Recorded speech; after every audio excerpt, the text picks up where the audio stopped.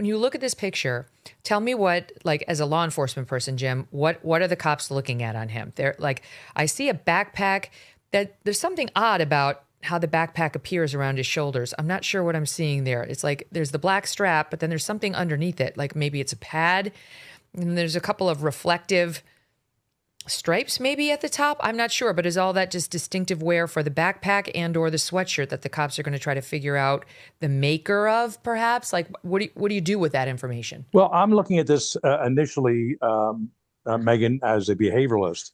And what this tells me, profiler, and what this tells me is this, and we've said this early on, I certainly did, this abductor was mission oriented.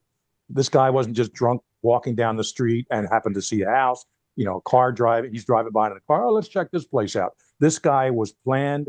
This event was planned. He was very well set up, ready to do this.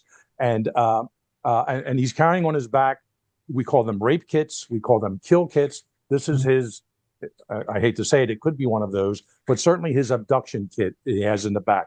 Handcuffs, electrical ties, duct tape.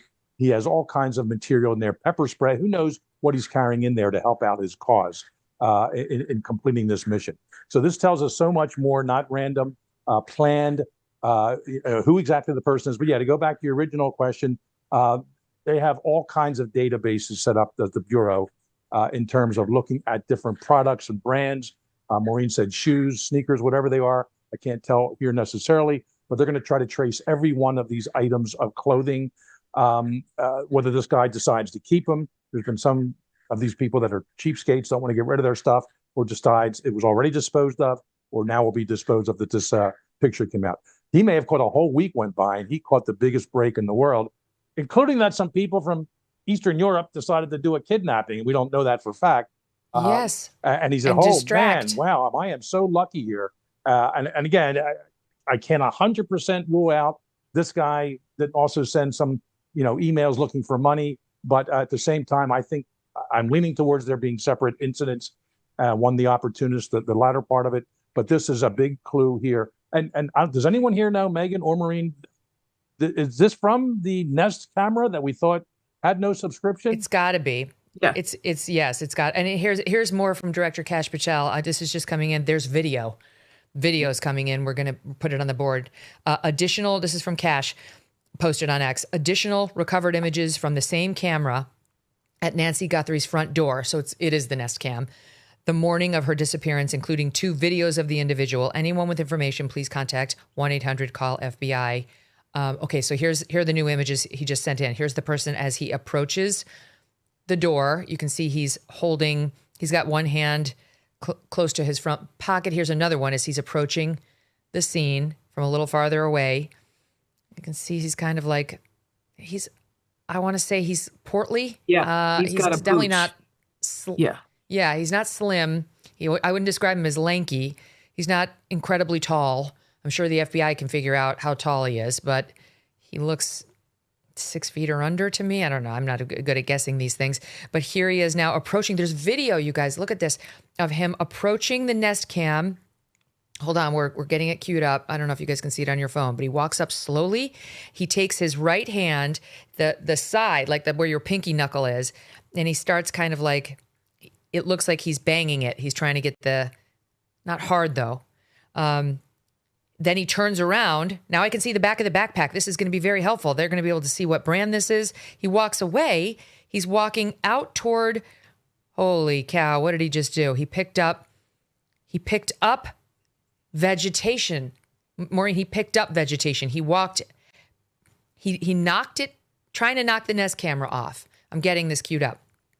It appears he failed. He's not really banging it hard. It's just almost gentle. He turns around. He bends down. He's looking down. He walks to the archway that leads you off of her patio to the exterior. He picks up vegetation from the ground, and then it flashes, and that's the end of that frame. But okay, now there's another frame. Now he's got the vegetation in his hand. He's using it, Maureen. He's using it. It's like now it's stuck. Maybe it's his camouflage. It seems like he's sticking it into the camera lens. Here, we've got one. Let's play it. Okay, this is the second one where it looked like he's shoving it. Now he's got the vegetation in his hand, and it looks like he's shoving it into the lens. Maybe he doesn't think he can get the Nest camera down. Yeah, maybe he so thought plan it was B hardwired. is to camouflage. He thought it was hardwired, so he thought he could just obscure the lens, but then realized he couldn't. That makes sense. Because the previous one, hold on, we'll get it for you, is a treasure trove, you guys. It's a treasure trove. And also, here's the one. Okay, here's the one that I was trying to describe. He's walking up. Look at him with the gloved hand. 4, 5, like 5 gentle taps. He's covering the Nest camera, like the top of it. Another 2 taps. So he turns his back. Look how packed that backpack is. He's ready for bear, but I guess he didn't bring duct tape or something with him. But maybe just wasn't do it. He doesn't want to do it out in front of the house yet. So he's trying to pick up something very convenient to him. He went back and picked up the vegetation. Well, yeah, so did he go back for the gun? And now we re-looped it. Did he go back for the gun? No. Well, I think he went back for the vegetation, because if you watch this, now I've had the advantage of seeing a couple more times. Look, so he's bending over. So now look, Maureen, he's going to the back. He bends down. He picks something up in his hand. He comes back. Hold on. He's going to walk back to the camera here. Hold on. I just want to make sure, are you guys playing the same one that I have on my phone? Because the one that I have on my phone, hold on.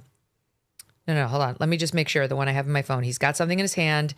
It is the vegetation. You can see it.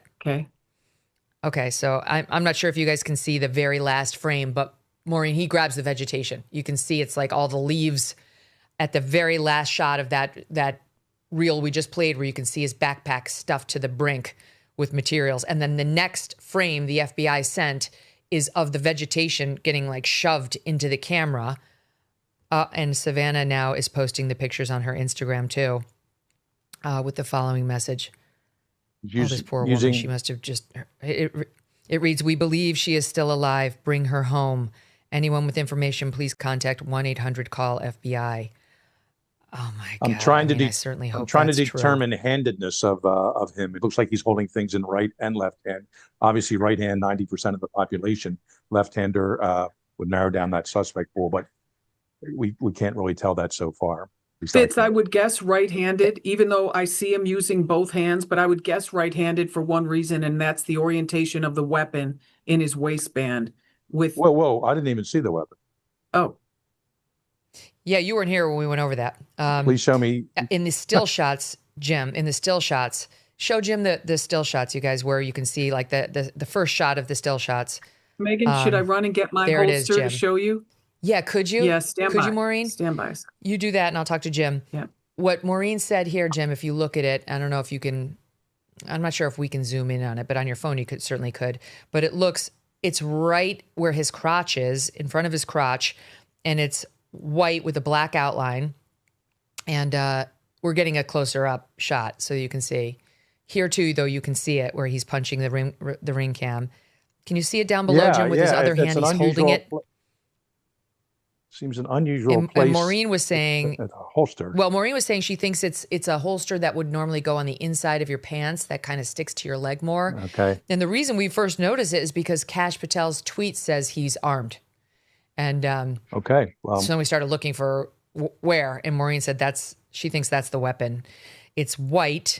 It's got a black outline. It definitely has something black coming out the top of it, which looks consistent with a gun, though. Yeah, now that's a much clearer picture. Closer up shot. I think first time I've seen this picture that you have up there now. That is clearly a weapon, and of course blown up. You can tell make and model most likely, and yeah, that would definitely lean towards right-handed if the holster is, above the right leg there. Which again, 90% of the population, but still interesting to know.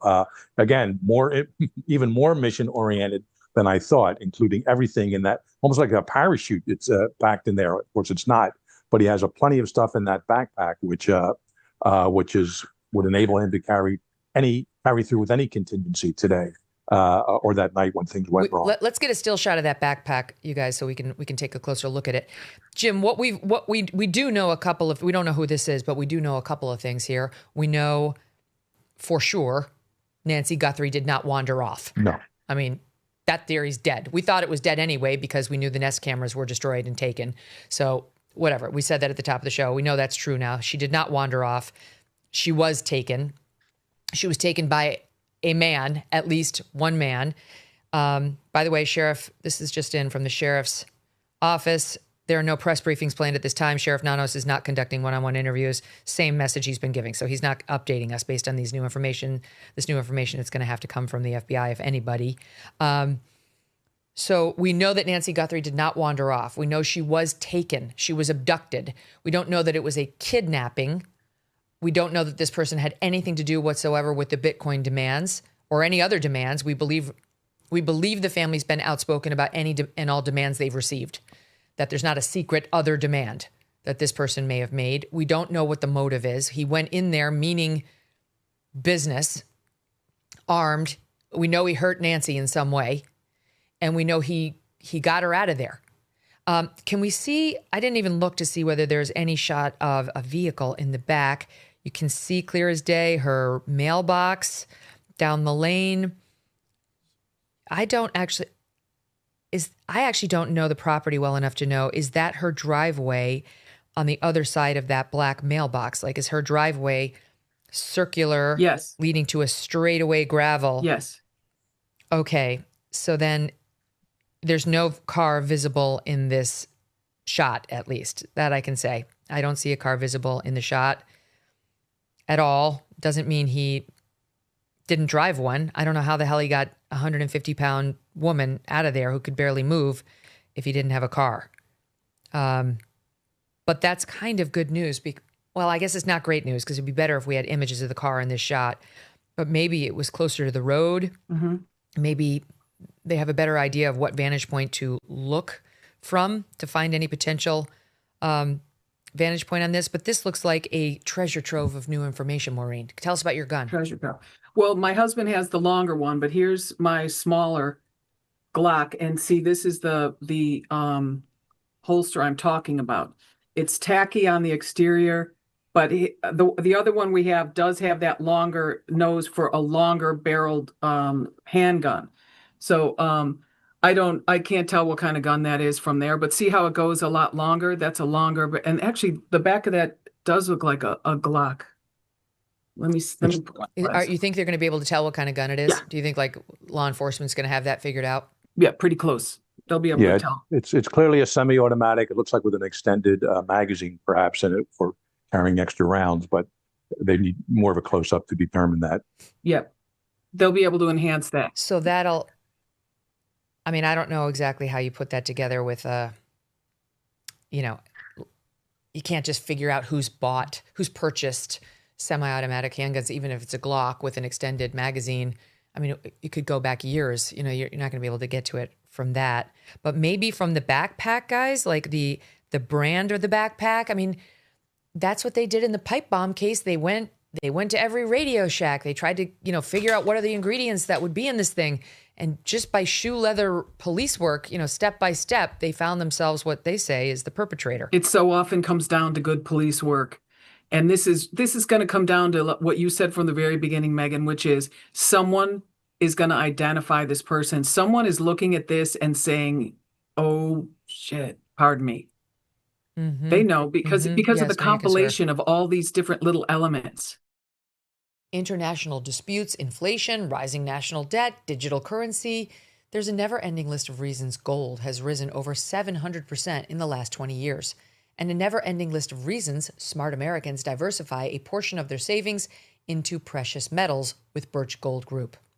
Gold can thrive during uncertainty, which is why it's a crucial part of a balanced strategy. It gives you peace of mind, given all the events that could impact the U.S. economy. See if holding gold in a tax-sheltered retirement account is right for you. Birch Gold can help you convert an existing IRA or 401k into an IRA in gold. Just text MK to the number 989898 to receive your free info kit on gold. There's no obligation, just useful information.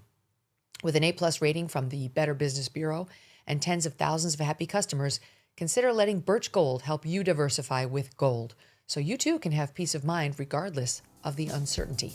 Text MK to 989898. Thanks so much for watching. If you like what you just saw, hit the subscribe button for more clips and full episodes.